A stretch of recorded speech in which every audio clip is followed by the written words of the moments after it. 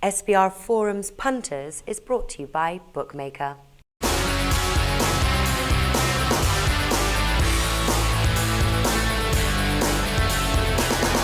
We are previewing Week 5 in college football here at SBR Forum Videos. I'm Peter Loshak, and we're talking right now with Doug Upstone from sports-watch.com. Great site. Doug, thanks for being here once again.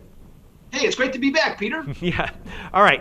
Second game you want to talk about is Texas at Oklahoma State.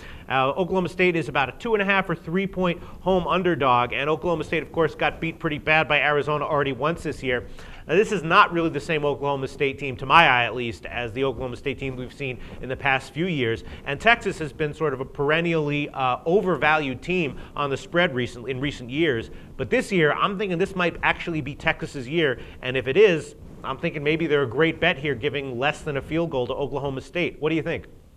Yeah, I would agree. The Texas has actually owned Oklahoma State until the last couple of years where they lost to them. And they're actually only 2-4-1 against the number since 2005. But they're off to an impressive 3-0 start. And I think they're looking for a little payback against Oklahoma State. And they're really going to look to punish them with their number 13 nationally ranked rushing offense. Now, in the last several years, the Texas offense has not gotten has not gotten many compliments, but David Ash has really stepped in at quarterback and taken the reins and ranks third nationally in passing efficiency at 76% with 7 touchdowns and 0 interceptions. If there's anything that's been a little disappointing about Mac Brown's club so far, it's the defense, which is seemingly in position to make plays, but just has missed far too many tackles.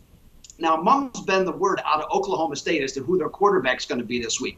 Wes Lunt, their original starter, was hurt against Lafayette basically 2 weeks ago and is still being reported as doubtful, even though a few bloggers have said there might be a surprise and he might play.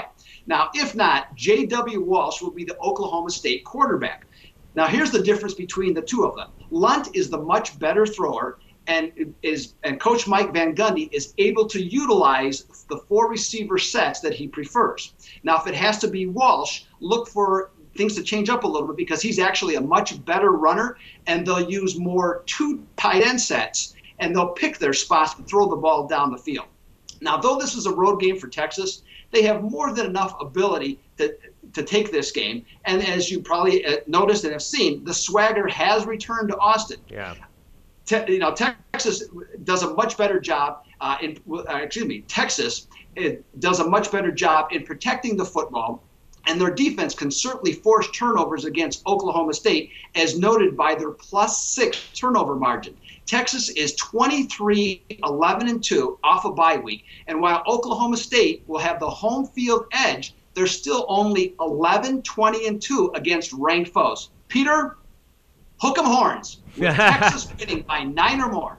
No, I actually already bet this, and I think you're right. I think that in the past few years, it's been a sort of change of the tables turned a little bit, and that Oklahoma State was a stronger team than Texas and very undervalued and a great bet in these games. But now I think we're seeing a little bit of a return to the quote-unquote norm, and I think Texas is a good to great bet here, -3. I agree with you, Doug.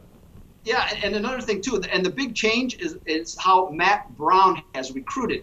What happened, when they were, going 11-1 and during those Colt McCoy years, is that a lot of the players they started to bring in got a little full of themselves and didn't want to put in the effort from a work standpoint.